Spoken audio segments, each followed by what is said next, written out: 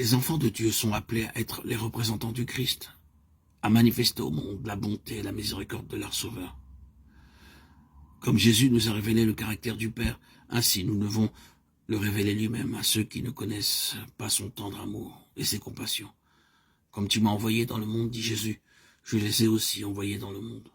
Moi en eux et toi en moi, afin que le monde connaisse ce que tu m'as envoyé. Jean 17, 18, 23.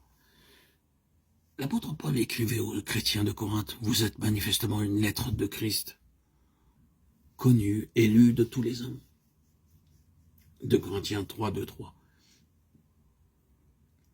En chacun de ses enfants, Jésus envoie une lettre au monde.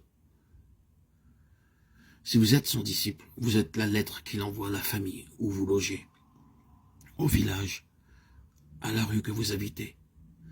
Par vous, Jésus désire parler au cœur de ceux qui ne le connaissent pas. Peut-être ne lisent-ils pas la Bible, n'entendent-ils pas la voix qui leur parle dans ces pages, et ne voient-ils pas l'amour de Dieu dans ses œuvres.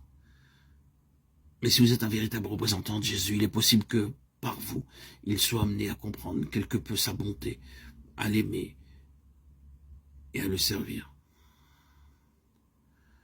Les chrétiens sont comme des phares placés sur le chemin du ciel.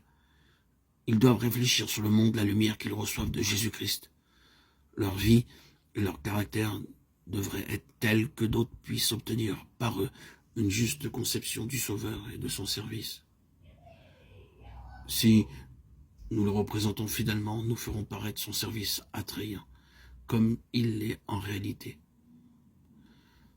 Les chrétiens qui se découragent, qui murmurent et qui se plaignent donnent au monde une fausse conception de Dieu et de la vie chrétienne.